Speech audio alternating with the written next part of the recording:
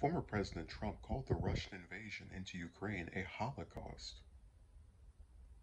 and urged Russia to stop fighting.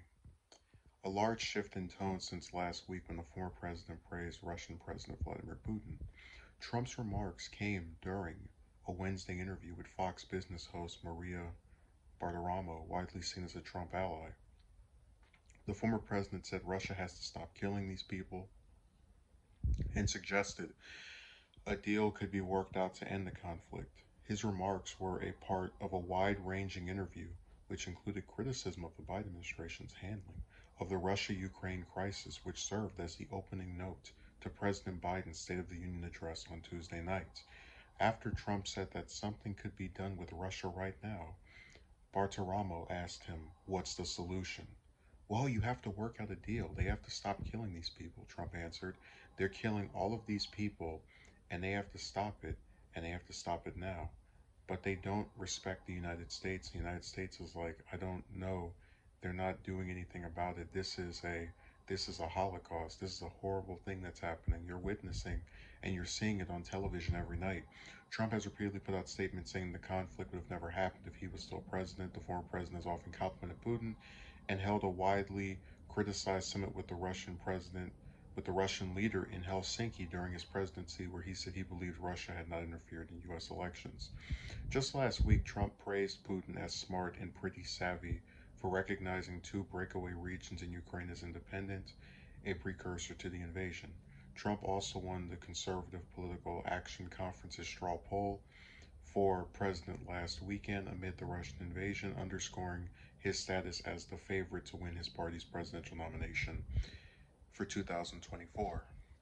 During the interview, Trump hesitated to say whether he believed Ukraine should be afforded membership into the NATO military alliance, saying it is a decision that's going to have to be made.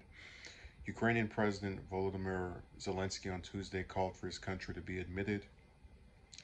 So this is a big turnaround. I have a couple of theories as to why he changed his tune or otherwise flipped to, now being on the side of calling this out as something that's bad, that's evil, that's currently occurring to Ukraine citizens.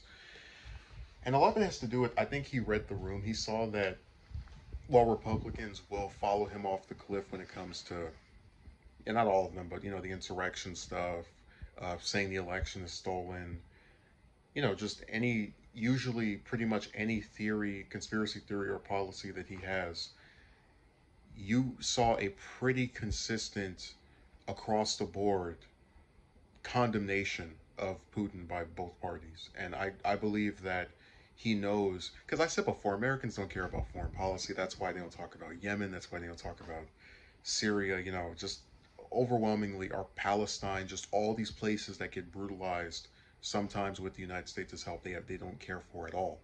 But he saw how people are paying attention to this, and he knows that if he wants to run again, it's not going to look too favorable for him, especially in the general election.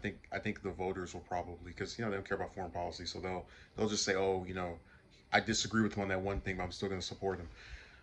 I believe he's read the room, and he knows that even if he doesn't personally have a problem with Putin or really see that big of a deal with what's occurring here, he doesn't want to appear insensitive to Ukraine citizens, given that Americans are currently, selective outrage, but nonetheless outraged over what's going on.